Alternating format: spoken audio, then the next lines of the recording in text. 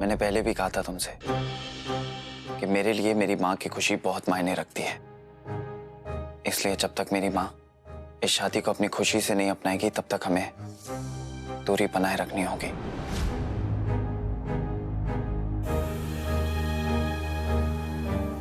हम एक नहीं हो सकते। प्लीज कार्तिक, ऐसा मत कहो। मुझे बस तुम्हारे सहारे की उम्मीद है।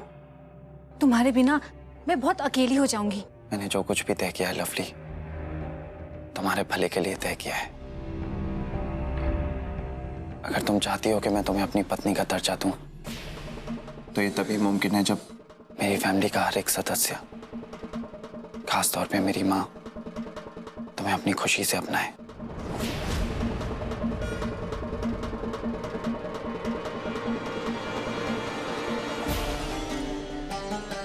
एक और बात लवली, चाहे जो हो जाए, चाहे तुम्हें कितनी भी मुश्किलों का सामना क्यों ना करना पड़े, तुम झूठ नहीं बोलोगी। तुम्हारे इस झूठ बोलने की आदत ने हमारी जिंदगी में पहले ही काफी ड्रामा ला दिया है। बस लवली, अब और नहीं। सफर है सारी दुआ बेअसर है, हर ख्वाहिशें रूठी है क्यों, बेख्वाब सी क्यों नजर है।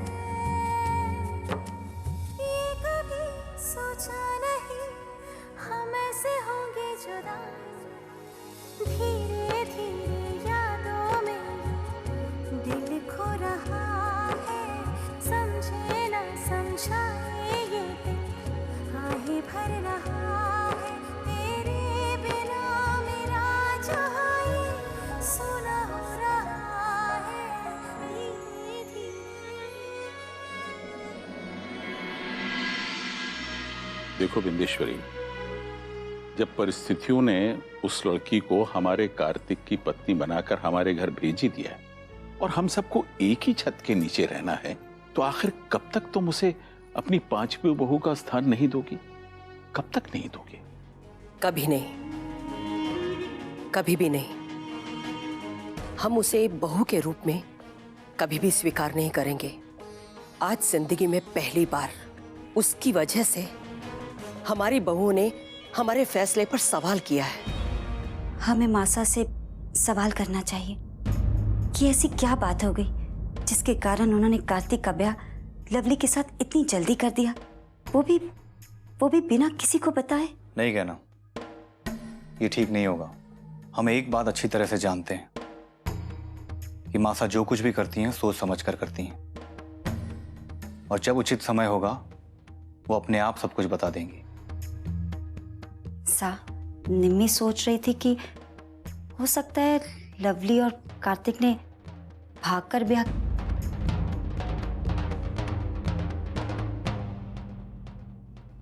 नहीं, वो हम कह रहे थे अगर ये बात सच है तो हम अपने जानने वालों को, अपने परिवार वालों को क्या कहेंगे। सबसे बड़ा डर तो इस बात का है कि हमारे मासी और ताऊसा को पता चल गया तो वो हमारे परिवार वालों को नाम धरेंगे, कहेंगे इसी कारण कार्तिक ने पुष्पा से रिश्ता तोड़ दिया। हमें पहली बार ऐसा लग रहा है कि मासा कार्तिक की कोई बहुत बड़ी गलती छुपा रही है। लेकिन क्या आपने साहब कार्तिक से बात की? हाँ, हमने भी कार्तिक से बात की, लेकिन उसने हमें कुछ नहीं बताया, कुछ भी नहीं। Good, very good. अब तो हम सब गलती करने के लिए फ्री हैं। जो चाहे करो, किसी को आंसर ही नहीं देना। अरे मॉम जी ने कितनी आसानी से कार्तिक को अपनी मन मर्जी से शादी करने की छूट दे दी। लेकिन जो भी हो, मुझे तो पता लगाना है कि इस सब के पीछे सच क्या है। यू नो आदि, I think lovely is pregnant. Please इस तरह की बातें मत सोचो। एंड लिसन, मॉम जी के आगे ये सब मत कहना। लेकिन मुझे तो सच्चाई तक पहुंचना ही है। सच्चाई की तह तक आखिर कैसे पहुंचा जाए, कैसे मालूम पड़े कि आखिर हुआ क्या था? शिवेंदु, लवली के डैड एक एमपी है, यानी कि एक पॉलिटिशियन। मुझे लगता है कि जब माँ जी ने लवली और कार्तिक की शादी के लिए इनकार कर दिया था, तो लवली के डैड ने ही कार्तिक पर दबाव डालकर ये शादी करवा दी हो। अगर ऐसा हुआ होता तो मासा इस शादी के लिए कभी हाँ नहीं करती, और इतनी बड़ी बात हमसे कभी नहीं छुपाती कि उन दोनों की शादी जबरन की गई है। मुझे तो इस लव स्टोरी में कुछ और ही ट्विस्ट नजर आता है, कुछ ऐसी बात जो कार्तिक जानबूझकर हमसे छुपा रहा है। शायद तुम ठीक कह रहे हो, क्योंकि मुझे भी ऐसा लगा कि लवली हमसे कुछ छुपा रही है। ये अपना कार्तिक कितना भोला भाला है, उसे क्या पता शादी का मतलब क्या होता है। जैसे आपको तो बड़ी अच्छी तरह मालूम है। तो अजी हमारी शादी को कितने साल हो गए हैं? अजी शादीशुदा जिंदगी का पूरा तजुर्बा है मुझे। हाँ ओए, तुझसे कितने चल दिए? अजी देखने जा रहा हूँ उन दोनों के बीच में कुछ हो भी रहा है कि नहीं। आज ना उनकी पहली रात है। वही तो, आज उनकी पहली रात है।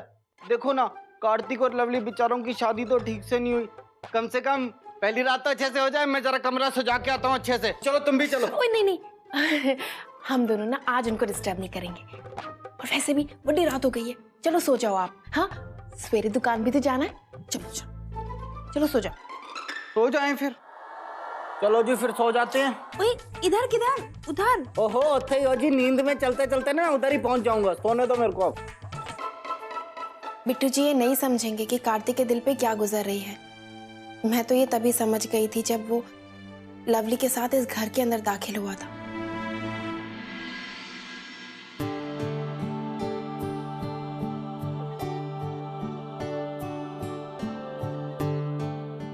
मुझे तो लगा था कार्तिक आसानी से मुझे माफ कर देगा, लेकिन नहीं। इसकी माफी पाने के लिए मुझे अभी बहुत मेहनत करनी पड़ेगी।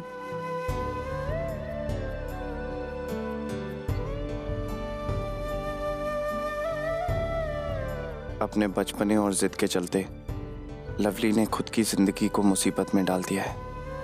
भगवान करे जल्दी सब कुछ ठीक हो जाए।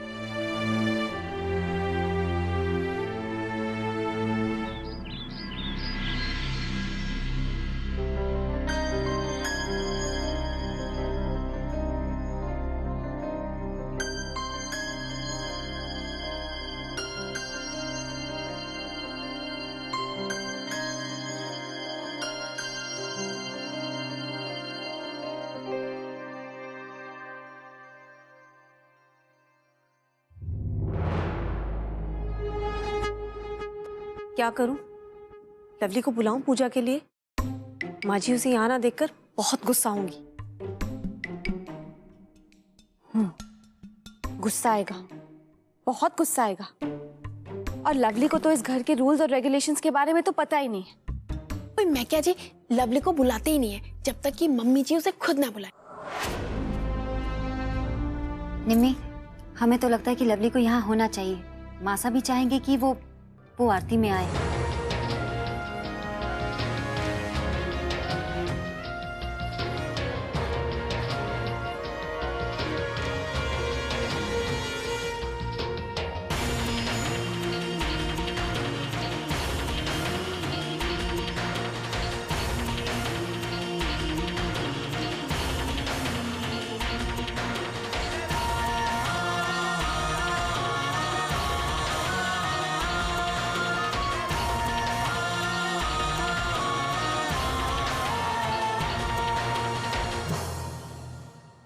आप लोग उधर क्या देख रहे हैं?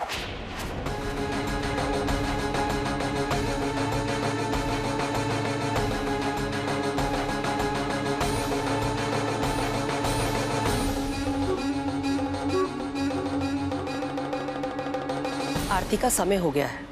ओ मम्मी जी हम तो बस आपका इंतजार कर रहे थे। हाँ जी। क्या ना बहू, आरती की तैयारियां हो गई? जी। लाओ तो। वो हम सोच रहे थे कि लवली को भी पूजा के लिए बुला लें? आज रहने दो।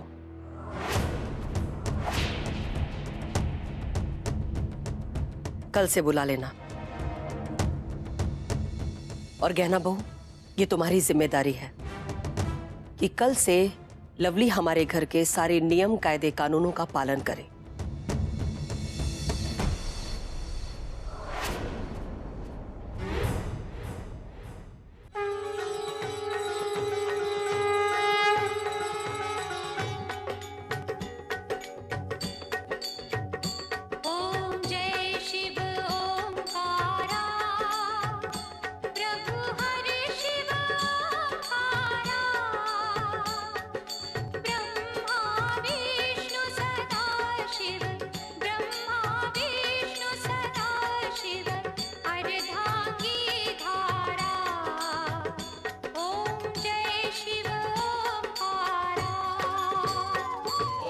दाई माँ, शोर बंद करो ना।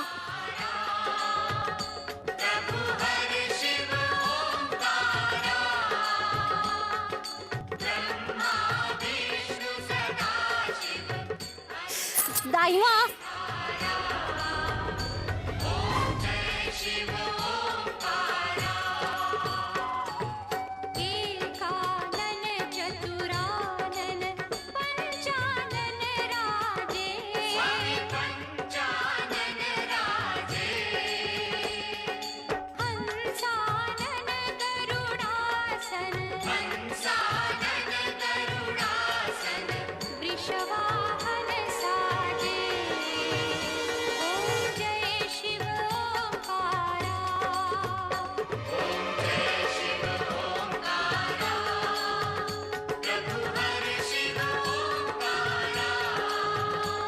यहाँ सब लोग इतना जल्दी उठ जाते हैं। अब मैं क्या करूं? जहाँ पूजा हो रही है ना, वहीं पे जाती हूँ।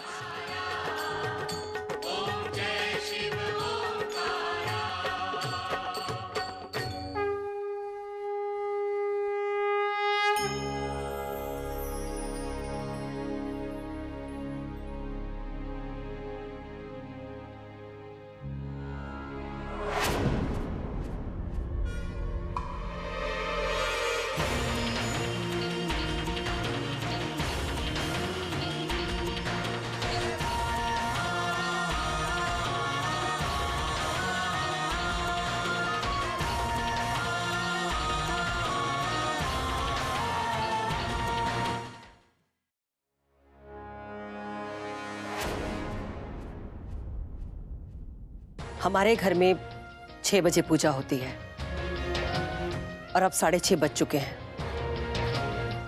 तुम पूजा में देरी से आई हो। वो आज मैं देर से उठी थी और नहाने में बहुत लेट हो गया, इसलिए यहाँ पे आने में भी लेट हो गया। ठीक है, कल से समय पर आ जाना। निमी बहू, कार्तिक की पत्नी को अच्छे से समझा देना कि मंदिर में आने से पहले नहाना बहुत जरूरी है।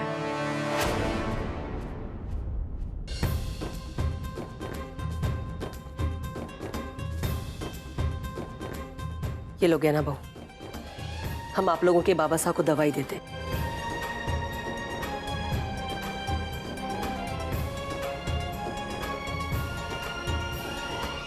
एक्सक्यूज मी, मुझे फ्रेश होना है, अभी आती हूँ।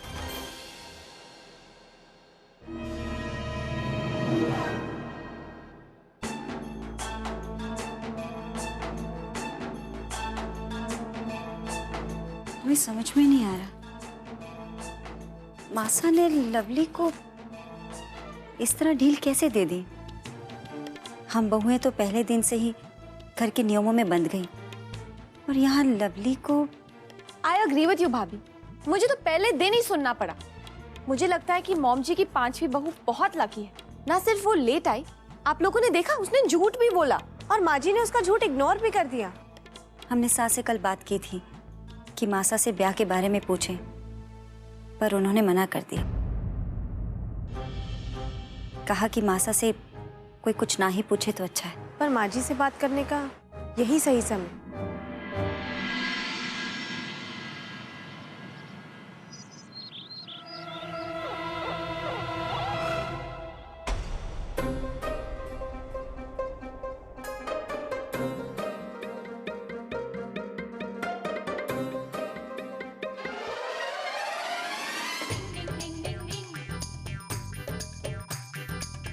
दाइमा प्लीज थोड़ी देर सोने दो ना। और लवली,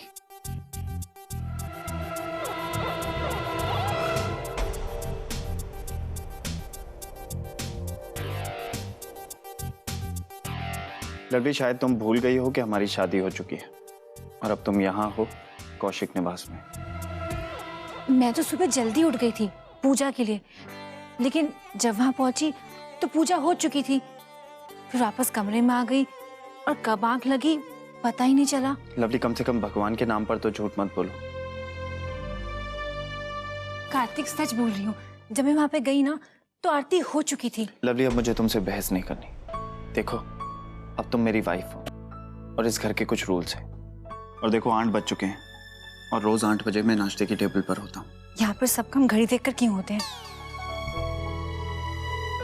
अब सॉरी, मैं भूल गई थी कि अब मैं कौशिक निवास में हूँ और यहाँ के सभी नियमों का पालन करना बहुत जरूरी है। लेकिन कार्तिक, क्या मुझे एक बेटी मिलेगी? लवली, इस घर का एक और नियम है, किसी को भी बेटी नहीं मिलती। ओके। अब तुम जल्दी से रेडी होकर नीचे आ जाओ और लेट मत होना, माँ को लेट आना पसंद नहीं है।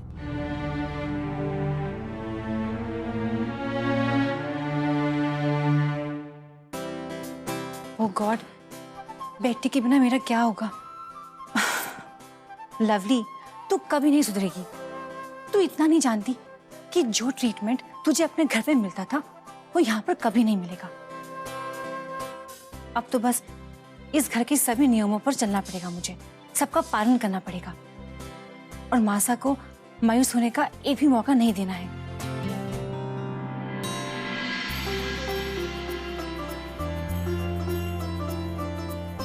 निमि देवी जी, पोहा चखने के लिए दिया, खाने के लिए दिया, और दो।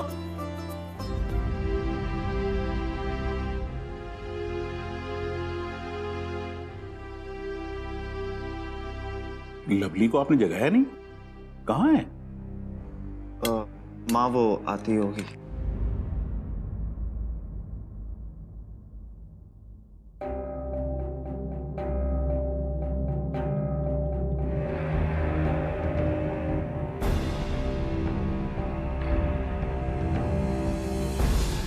वो पूजा के बाद में वापस सो गई थी, इसलिए आने में देरी हो गई। ओए मम्मी जी, मैं क्या कल से इसने ना एक ही कपड़े पहने हुए, बदला दे?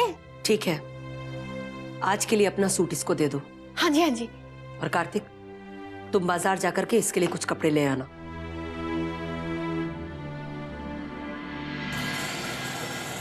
अरे रुक रुक रुक, भैया कितने पैसे हुए? 40 रुपए माता जी। 40 रुपए? 20 रुपए होते हैं। देख, 20 रुपए लेने हो तो ले, नहीं तो मुझे वापस वहीं छोड़ के आ, मैं दूसरा ऑटो ले लूंगी। 1 2 ले। क्या सुबह सुबह बोहनी के समय? तो मैं क्या करूं?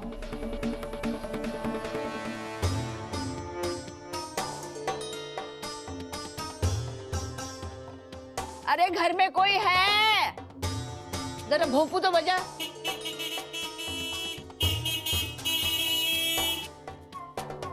अरे घर में कोई है? ये रिक्शे का हॉर्न कितना क्यों बज रहा है? कोई नहीं है शायद। ला मेरे बैग इधर ला के, जल्दी ला। बस जा तू। बड़ा भारी है रे बाबा। जरूर आरती होगी, कुछ लेने के बहाने ये देखने आई होगी कि घर में चल क्या रहा है। कि लोगों की ना दूसरों के घर में नाक घुसेड़ने की आदत जाएगी नहीं। सत्तों की बहू,